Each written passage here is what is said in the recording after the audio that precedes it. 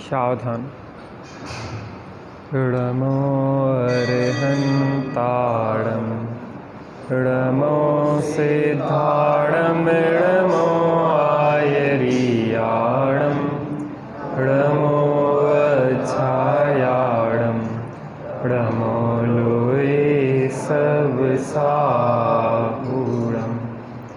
मङ्गलं भगवान् वीरो मङ्गलं गौतमोगणी मङ्गलं कुन्दकुन्दाद्यो जैनधर्मोऽस्तु मङ्गलं। सर्वमङ्गलमाङ्गल्यं सर्वकल्याणकारितं प्रधानं सर्वधर्माणां जैनं जयतु शासनं जैनं जयतु शासनम्। नमः समय साराय श्वानुभूत्या चकाशते चित्स्वभावाय भावाय सर्वभावान्तरच्छिदे वन्दितु शवसिद्धे ध्रुवमचलमणोभवं गदिं पथे वोच्छामि समय पाहुड मृडनो सुद केवली वंदन। नमः श्रीवर्धमानाय निर्धूत कलिलात्मने शालोकानां त्रैलोकानां यद् विद्याधर्मः। शांति विधान।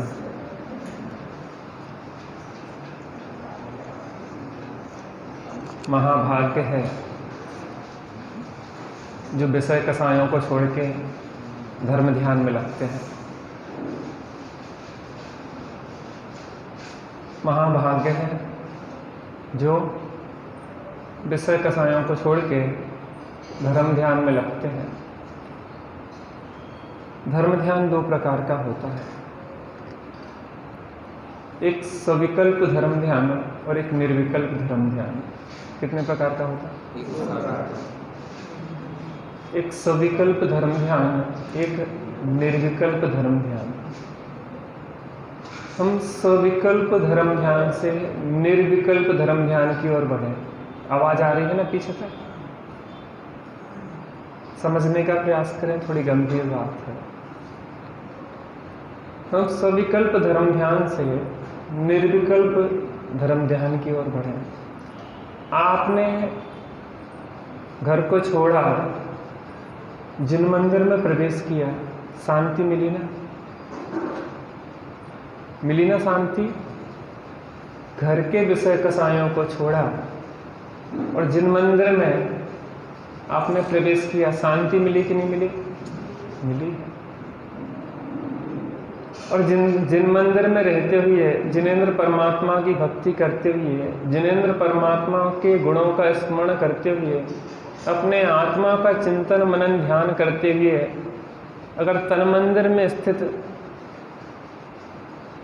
परमात्मा में अगर हम स्थित हो जाएं तो ज़्यादा शांति मिलेगी कि कम मिलेगी?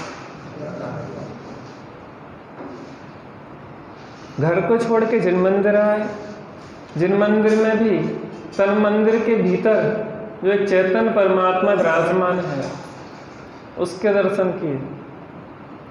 जिनेंद्र परमात्मा के दर्शन करने से जो भगवान बन गए हैं, उनके परमात्मा के दर्शन करने से विषय कसायों से निवृत्ति होती है और चैतन्य परमात्मा के दर्शन से समस्त कसायों की निवृत्ति होती है। बिना जिनेंद्र परमात्मा के दर्शन से आज तक किसी को चैतन्य परमात्मा के दर्शन नहीं हुए हैं, लेकिन मात्र जिनेंद्र परमात्मा तक ही सीमित रहने वाले को भी चैतन्य परमात्मा के दर्शन नहीं हुए। आगे बढ़ने का मार्ग है, आगे बढ़ो। और हमारे परमात्मा यह नहीं कहते कि तुम हमारे भक्त बने रहो, हमारी सेवा करते रहो। वो कहते हैं कि तुम स्वरूप का सेवन करो, यही हमारी सेवा है। अरे माता पिता भी जब लोक में अपनी संतानों को दुखी नहीं देखना चाहते तो हमारे भगवान हमें दुखी कैसे देखना चाहेंगे? वो भी चाहेंगे कि जिस भोग जिस आत्मा का भोग मैं कर रहा हूँ, उसी आत्मा के भोग को तुम जिस दिन करने लग जाओगे, उसी दिन सच्ची सेवा और सच्चे तुम मेरे संतान हो। हम जिनेंद्र भगवान की संतान हैं। बात को थोड़ा गंभीरता से समझने का प्रयास करना। बात यही समझने लायक है। जैनेतर दर्शन में 3 प्रकार के योगों की चर्चा आती है: भक्ति योग, क्रिया योग और ज्ञान योग। भक्ति योग, किसी के अंदर भक्ति की प्रमुखता होती है, उसको बड़ी भक्ति उमड़ती है, उसका रोम रोम भगवान की भक्ति में एकदम से भीग जाता है। जिनेंद्र परमात्मा को देखते से ऐसा लगता है कि अब हमें सब कुछ मिल गया। नहीं चाहता जैन धर्म के बिना चक्रवर्ती होना, और नहीं अखड़ता जैन धर्म के सहित दरिद्री होना। ऐसा लगता है कुछ नहीं चाहिए, सब कुछ तो मिल गया। तुम ही कल्प वृक्षम, तुम ही कामधेनु, सब कुछ आप ही है हमारे लिए, हमें और कुछ भी नहीं चाहिए।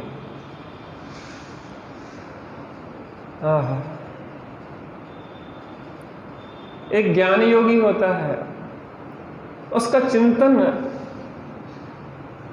चिंतनशील होता है, वो विचारात्मक उसकी विशेषता होती है। भगवान के गुणों का विचार करता है, भगवान के स्वरूप का विचार करता है, देवशाद गुरु का आत्मा के स्वरूप का विचार करता है। कौन कौन से 3 योग बताए? भक्ति योग, क्रिया योग और ज्ञान योग। क्रियात्मकता में किसी की रुचि होती है, किसी को भगवान के प्रति बहुत भक्ति आती है, और किसी को स्वाध्याय आदि ज्ञानात्मक चिंतनात्मक विशेषता मुख्यता होती है। तीनों अच्छे हैं, तीनों मार्ग पा सकते हैं। आदमी को लगता है कि जो अकेले स्वाध्याय करते हैं वही मार्ग पाएंगे, या किसी को लगता है कि जो अकेले भक्ति करेंगे वही मार्ग पाएंगे, किसी को लगता है जो क्रियात्मकता में है वही मार्ग पाएंगे। लेकिन नहीं, तीनों मार्ग पा सकते हैं अगर उसका लक्ष्य सही हो तो।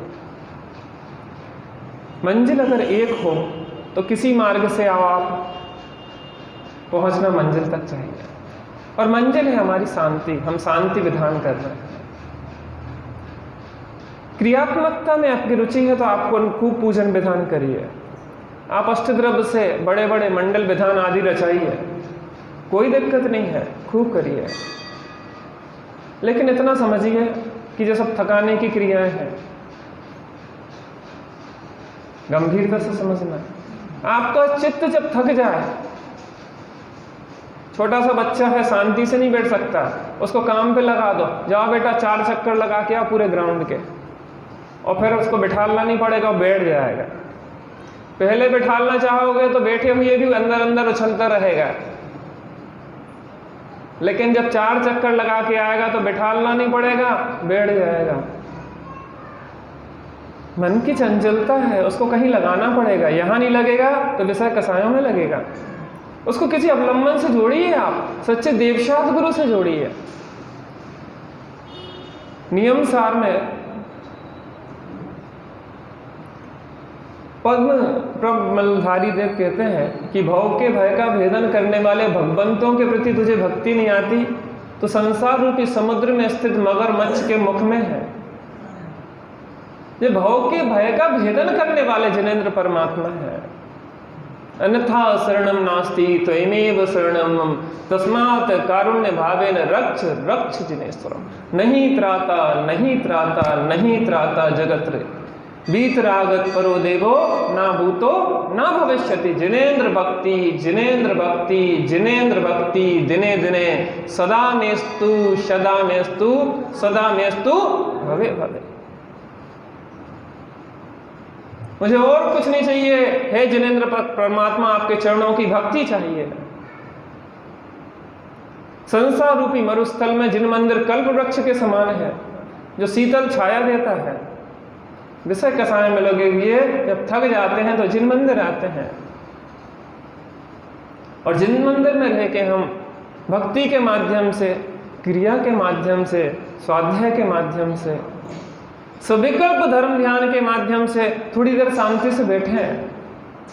बाल बोध में पढ़ते हैं कि मंदिर में पूजा पाठ सब कुछ करने के बाद थोड़ी देर एकांत में कुछ चिंतन भी तो करें।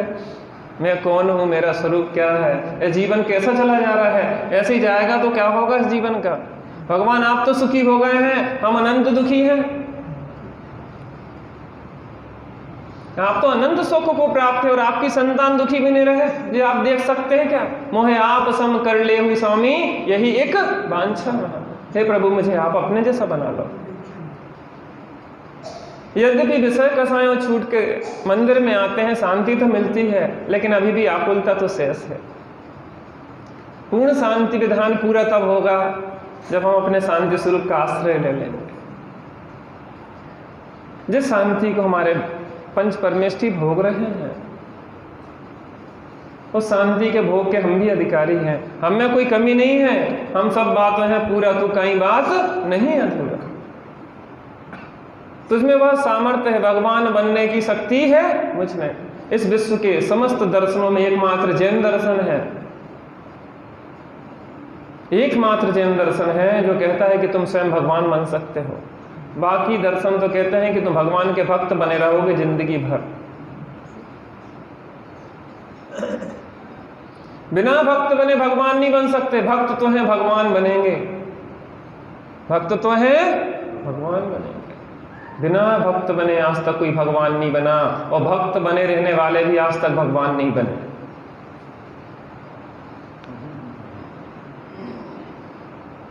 हम भक्ति ही बने रहेंगे, जिसका इससे बड़े आगे का लक्ष्य ही नहीं है, वो भगवान क्यों बनेगा। तो चपरासी ही बना रहना चाहता है जिंदगी भर, हमें से आगे बढ़ना ही नहीं है, संतुष्ट है चपरासी में, उसको कलेक्टर की पोस्ट क्यों दी जाएगी। अभी मजबूरी है, स्वरूप में नहीं है, तो जो स्वरूप में है कम से कम उनके चरणों में तो रहे, और तो नहीं भटके कहीं। और कोई शरण नहीं है इन सच्चे देव साध गुरु के अलावा। कभी कुछ भी समस्या हो, भगवान के चरणों में हर समस्या का समाधान है। यही जो इन्हीं के चरणों के प्रसाद से पुण्य कर्म का संचय होता है, ना चाहते हुए ये भक्तों को भी विपत्तियां उसकी दूर हो जाती हैं। भगवान का भक्त इच्छा नहीं करता है, लेकिन सहज ही उसकी विपत्तियां दूर हो जाती हैं और संपत्तियां समस्त प्राप्त हो जाती हैं। लोक में प्रचलन है कि जैन दर्शन ईश्वरवादी नहीं है, अनीश्वरवादी है। बहुत बड़ा भ्रम है। हम ईश्वर का निषेध नहीं करते, हम ईश्वर कर्तृत्व का निषेध करते हैं। और ईश्वर कर्तृत्व के निषेध करने से ईश्वर का निषेध नहीं होता है, ईश्वर की वीतरागता की स्वीकृति होती है। लोगों को पता नहीं है, ईश्वर को नहीं मानते हम। किसने कह दिया? ईश्वर कर्तृत्व को नहीं मानते कि भगवान जगत के कर्ता हरता है, यह नहीं मानते हम। ईश्वर की सच्ची सत्ता को मानते हैं, ईश्वर को पूर्ण सुखी परमात्मा मानते हैं। उनके गुण स्मरण से हमारे दोषों का क्षय होता है, समस्त गुणों की प्राप्ति होती है। वो कुछ नहीं देते, लेकिन सब कुछ मिलता है।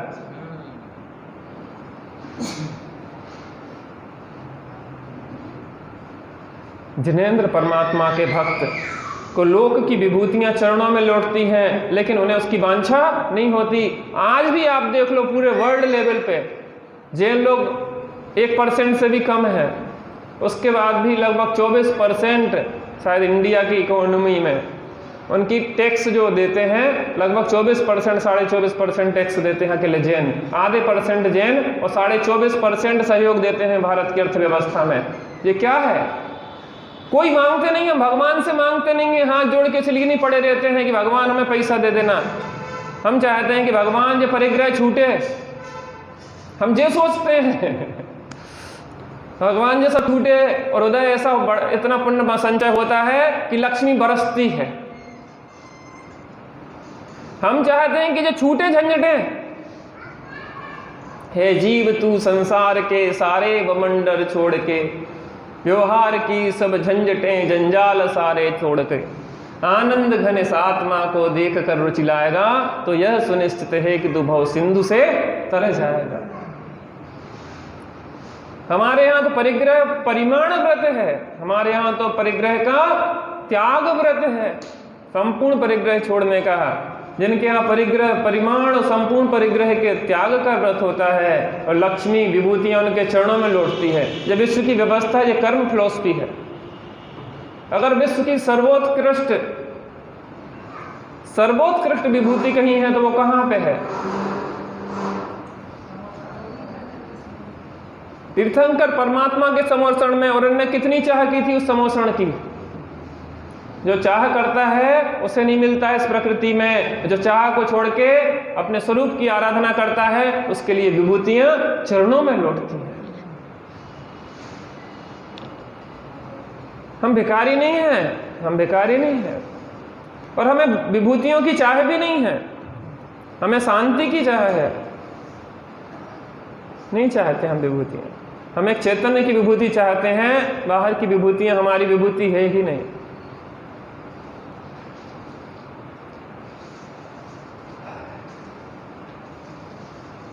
समय सार जी विराजमान है। आचार्य देव कुछ विशेष कहना चाह रहे हैं। आचार्य कुंद कुंद भगवान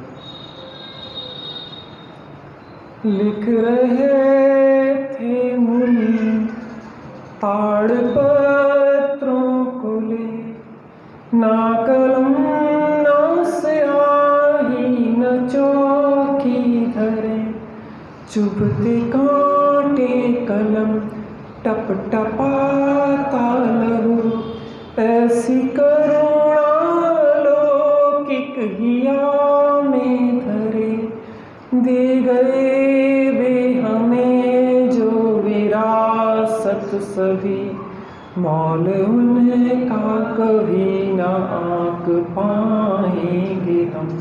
जिन धर्म हमने समझा मरम, इसकी रक्षा में प्राण भी तज देंगे हम। तू मिटाता भरम और विपरीत श्रम, तेरी शरणा में मुक्ति को आया। एदम निरदो वृक्षम संतुष्टो हो दिड़िच मेदम्मी, एदेण हो हि तित्तो हो हदितु उत्तमं सौखम। इसमें सदा रतिवंत वन, इसमें सदा संतुष्ट रे,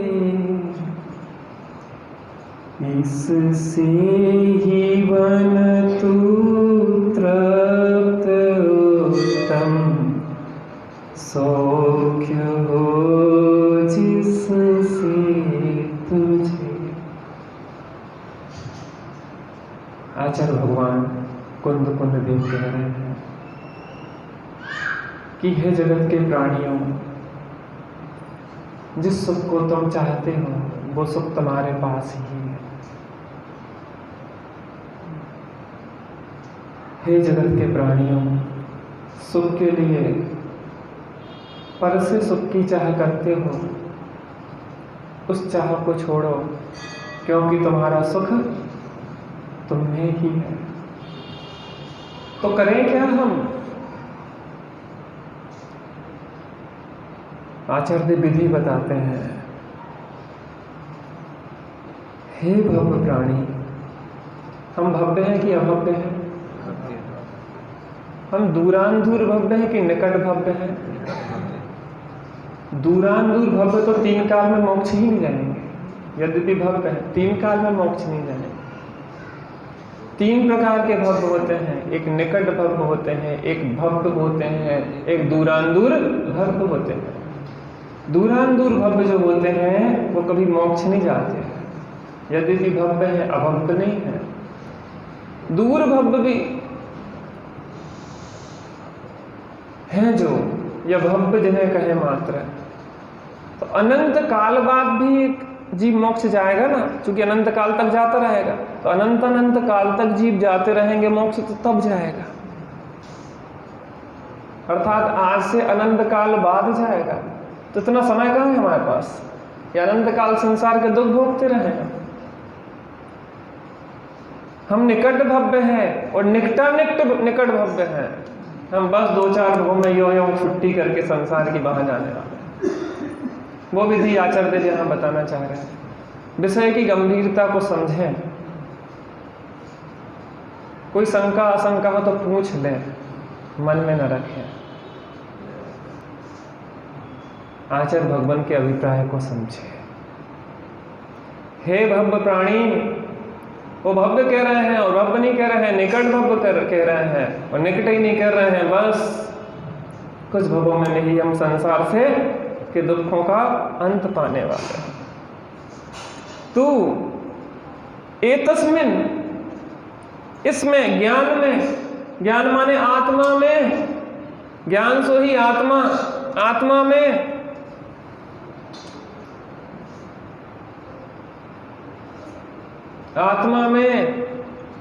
क्या कर, नित्यम, नित्य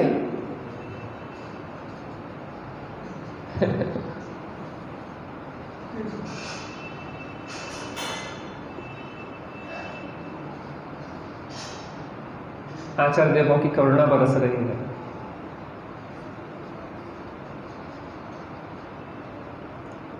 कैसी करुणा होगी जब हमारे लिए ये ग्रंथ देखे गए हैं। तीर्थंकरों के विरह में यदि ना रहे जिन वचन, तो शबर हित कैसे करें। इस जगत में फिर भव्य जन अज्ञान बस भ्रमते रहें, पशुवत सदा ही दुख सहे। कल है ना वो, पशुओं के साथ क्या दुर्व्यवहार होने वाला है। इसलिए हम शांति विधान कर रहे हैं एक दिन पहले, उन्हें कम से कम आत्मबोध हो और शरीर को कटते हुए भी उन्हें यह लगे कि देह मरे पर मैं नहीं मरता। किसको कौन बदल पाएगा। धर्म के नाम पे जितने पाप होते हैं इस जगत में, सामान्य रूप में व्यक्ति पाप नहीं करता है। जिसको जो चीज़ पसंद है उसको धर्म का नाम दे देता है। इस जगत की यह रीति है, लेकिन उससे धर्म तो नहीं होता है, घोरानुघोर पाप होता है।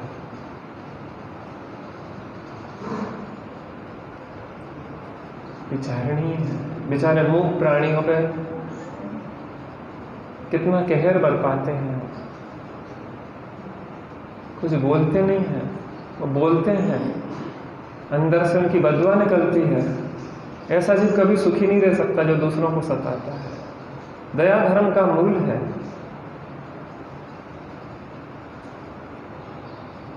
आज से कल तक कम से कम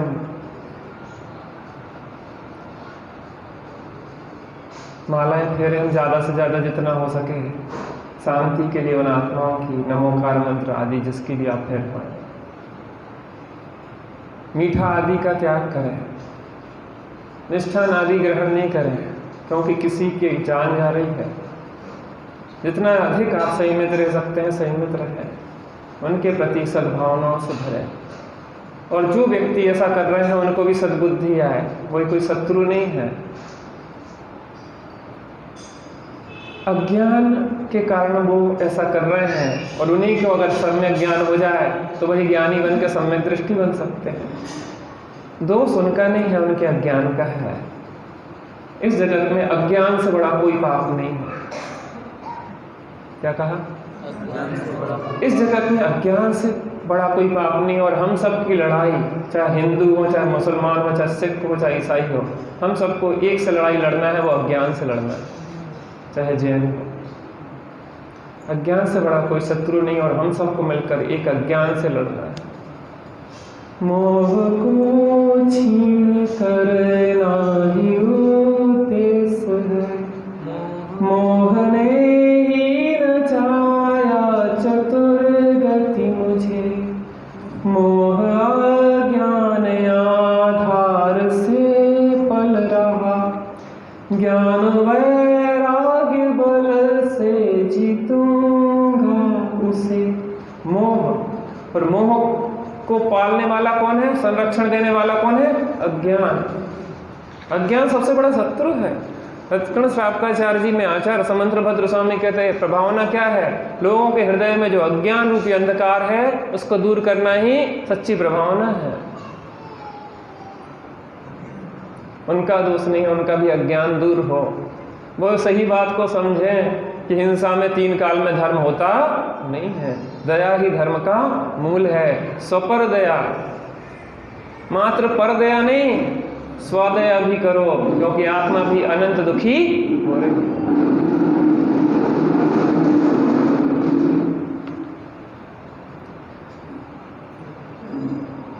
एतस्मिन्, इसमें अर्थात आत्मा में, नित्यम, नित्य, रत अर्थात प्रीति वाला हो। अगर प्रीति करना है तो व्यवहार से परमात्मा में करो और परमार्थ से शुद्धात्मा में करो। अन्य कहीं प्रीति करने लायक स्थान नहीं है। स्थाता का स्थायी स्थान तो एक शुद्धात्मा ही है। बात कठिन तो नहीं लग रही ना? यही बात समझने लायक है कि नहीं है? यही बात समझने लायक है कि नहीं है? क्यों भैया? हाँ,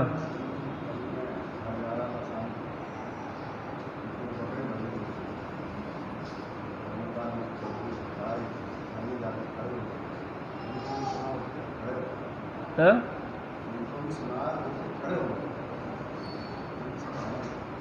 क्या करें, क्या करें? अपन तो ने प्रेम पूर्ण भाव से नमोकार मंत्र आदि ही सुना सकते हैं।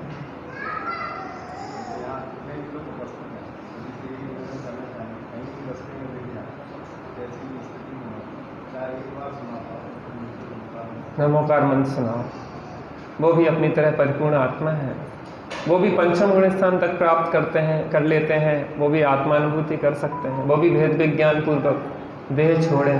पहली बात तो उनके साथ यह हो ही नहीं, शुद्ध सद्बुद्धि मिले, इस भावना को भाव कि जो लोग ऐसा कर रहे हैं उन्हें भी सद्बुद्धि हो, और जो जीव उनके द्वारा उन्हें तकलीफ दी जाएगी वो भी भेद विज्ञान पूर्वक देह का विसर्जन करें, पंच नमस्कार मंत्र का स्मरण पूर्वक।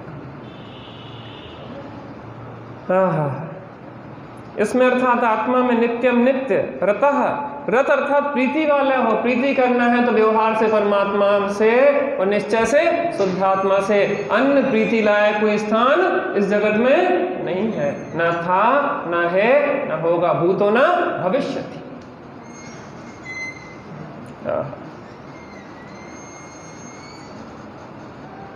इसको पत्थर लगा दो क्या है? एतस्मिन्, इसमें, नित्यम, नित्य, संतुष्ट भव। ध्यान से सुनना, मैं आपके समय से छोड़ने का प्रयास करूंगा। पहला बिंदु ध्यान से सुनना। इसमें नित्य, रत अर्थात प्रीति वाला हो, इस शुद्धात्मा में प्रीति वाला हो। कौन कह रहे हैं? आचार्य देव कह रहे हैं। किसमें प्रीति वाला हो? किस शुद्धात्मा में? इस शुद्धात्मा में। मैं शुद्धात्मा हूं। ये देह रूपी पिंजरा है, इस पिंजरा के अंदर एक चैतन्य परमात्मा विराजमान है।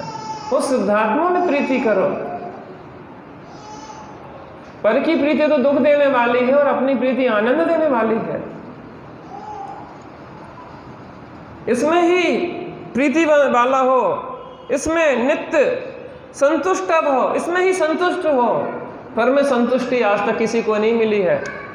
स्त्री पुरुष में संतुष्ट होना चाहिए चाहती है, पुरुष स्त्री में संतुष्ट होना चाहता है, लेकिन किसी को आज तक पर में संतुष्टि न मिली थी, न मिली है, न मिलेगी। संतुष्टि लायक तो एक ही आत्म स्वरूप है। स्थाता का स्थायी स्थान तो वही है, वहां से कोई नहीं निकाल सकता है। भैया समझ में आ रही ना बात? अपनी बात है कि दूसरे की बात है?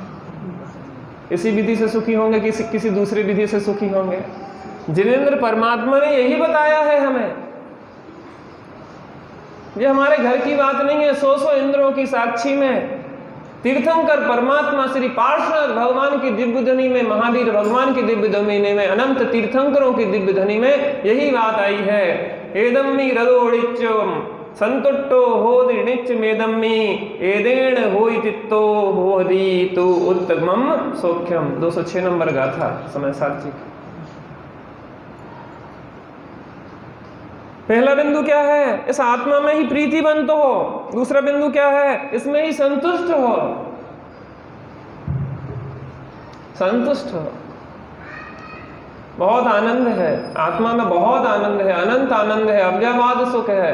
एक बार देखो तो सही। शांति पथ प्रदर्शन एक ग्रंथ है, उस ग्रंथ में एक बहुत अच्छी बात आई। एक युवा वेश्यागामी हो गया, वेश्यागामी हो गया। आपके यहाँ ऐसा नहीं है? वेश्यागामी हो गया। माता पिता को चिंता हुई कि जो बिगड़ा जा रहा है। एक काम करते हैं, कोई गुणवान सुशील कन्या से विवाह कर देते हैं। विवाह भी हो गया। वेश्याओं को लगा कि सेठ का पुत्र अगर स्त्री के प्रेम में पड़ेगा तो हमसे दूर हो जाएगा। तो वेश्या ने कहा कि आपके साथ इतना समय गुजारा है,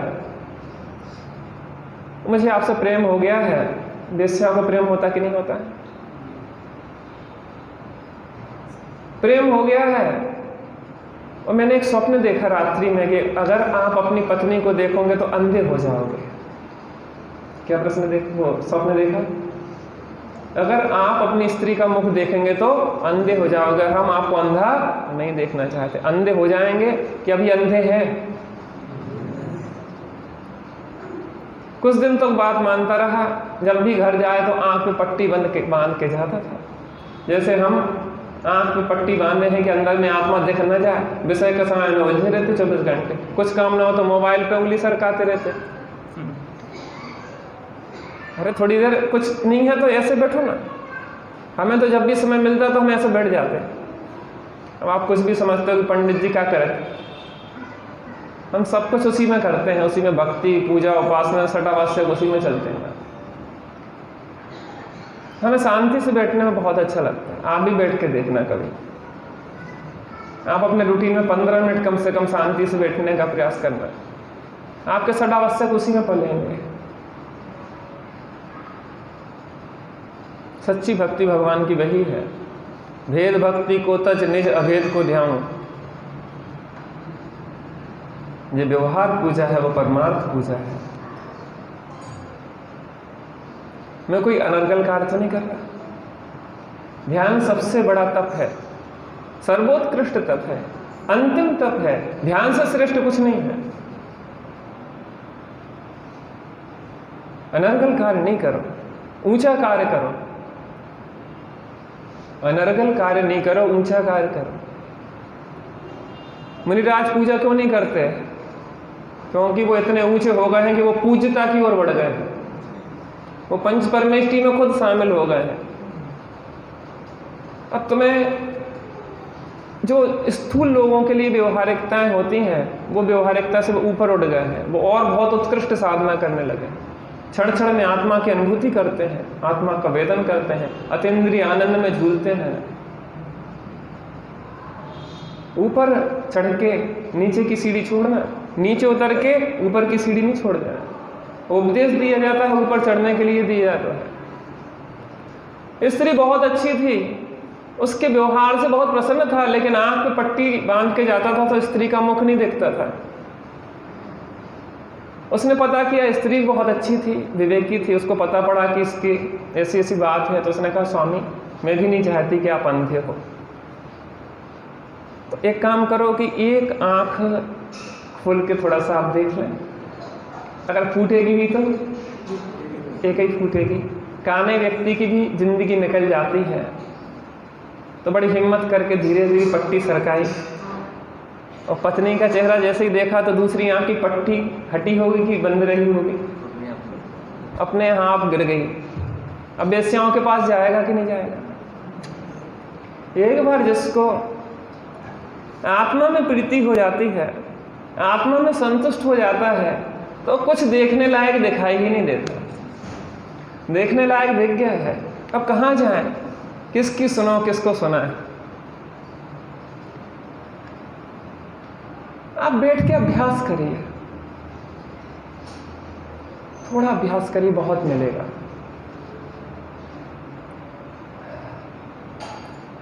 शुभ भावों में रहते हैं, शुभ भावों में रहते हैं तो अशुभ गति टलती है। शुभ भावों में रहते हैं तो अशुभ गति टलती है, और शुद्ध भाव में रहते हैं तो चतुर्गति टलती है। मुझे ये बताइए, स्वर्गों के देव दुखी हैं कि सुखी हैं? स्वर्गों के देव सुखी हैं कि दुखी हैं? आचार्य देव एक तर्क देते हैं, वो कहते हैं कि अगर सुखी हो तो विषयों में क्यों झपट्टे मारें? विषयों में झपट्टे मारते हैं तो ये सुखी लोगों का लक्षण है कि दुखी लोगों का लक्षण है? स्वर्ग के देव हमसे भी दुखी हैं भाई साहब। यहाँ संयम धारण कर सकते, वहां संयम धारण नहीं कर सकते, अविरत दशा में ही रहना पड़ेगा जीवन में। विषय भोगों की प्रचुरता है तो व्यक्ति विषय भोगों में ज्यादा लीन हो जाता है। यहाँ तो पाप का उदय ज्यादा है तो आदमी को थोड़ा धर्म ध्यान का विचार आता, चलो भैया मंदिर चलो, थक गए अब तो। वहां तो विषय भोगों में शरीर भी सहनन भी बढ़िया है, भोगों की भी पूरी व्यवस्था है, तो आदमी आकंठ डूब जाता और तहते चाहे थावर तन धरे, एक इंद्रिय हो जाता है, दुर्गति बहा ज्यादा है।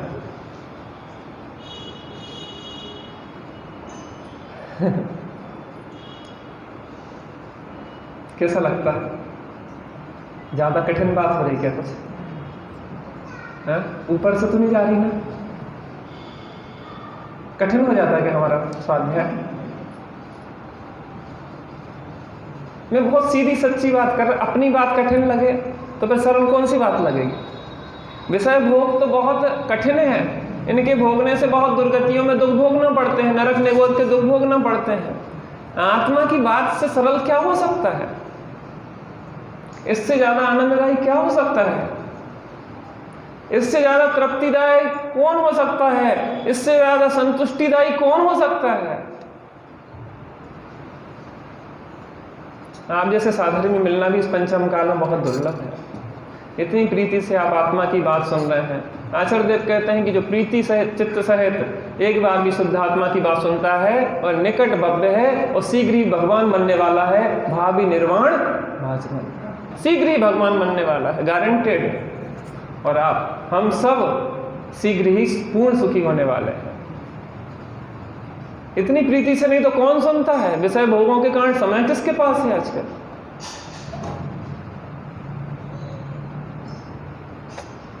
निकेतन प्रश्न ही तैयार नहीं करते रहो, लिखो कम लखो ज्यादा, ये डूबने वाले सब विषय हैं।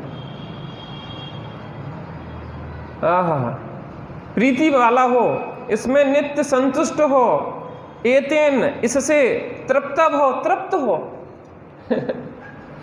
पर से तृप्ति नहीं होती भाई साहब, विषय भोगों से तृप्ति नहीं होती। रावण अगर 18,000 रानियों में तृप्त हो गया होता तो सीता का हरण क्यों करता?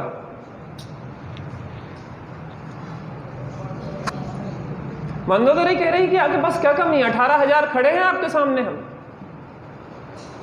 आपको भोगना है तो 18,000 है, भोगने के लिए एक सीता के पीछे क्यों पड़े हो?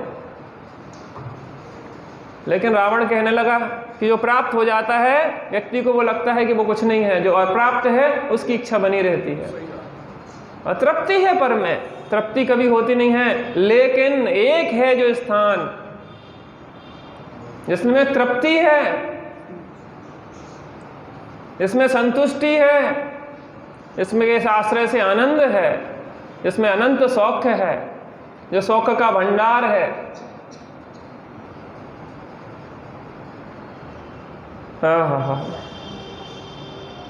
एतेन इससे तृप्त हो।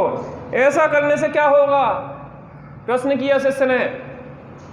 हम शुद्धात्मा में प्रीति वाले हो जाएं, शुद्धात्मा में ही संतुष्ट हो जाएं, शुद्धात्मा में ही तृप्त हो जाएं, तो हमें क्या प्राप्त होगा?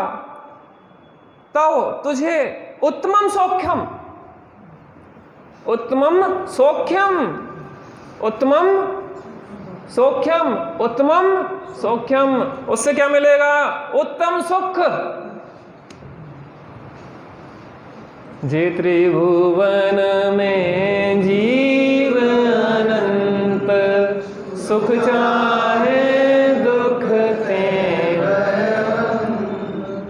सुख चाहते हैं लेकिन शुद्धात्मा का आश्रय नहीं लेते, शुद्धात्मा में प्रीति वाले नहीं होते हैं, शुद्धात्मा में संतुष्ट नहीं होते हैं, शुद्धात्मा में तृप्त नहीं होते हैं, इसलिए उत्तम सुख की प्राप्ति नहीं होती है। जो शुद्धात्मा में प्रीति वाला होता है, शुद्धात्मा में संतुष्ट होता है और शुद्धात्मा में ही तृप्त होता है, उसे उत्तम सुख की प्राप्ति होती है। एदम हृदोडिच्चम संतुष्टो होदिडिच्च मेदम्मी एदेण हो हि तित्तो होहदि तु उत्तमम सुखम। सहजानंदी शुद्ध स्वरूपी अविनाशी में आत्म स्वरूप, सहजानंदी शुद्ध स्वरूपी अविनाशी में आत्म स्वरूप, सहजानंदी शुद्ध स्वरूपी अविनाशी में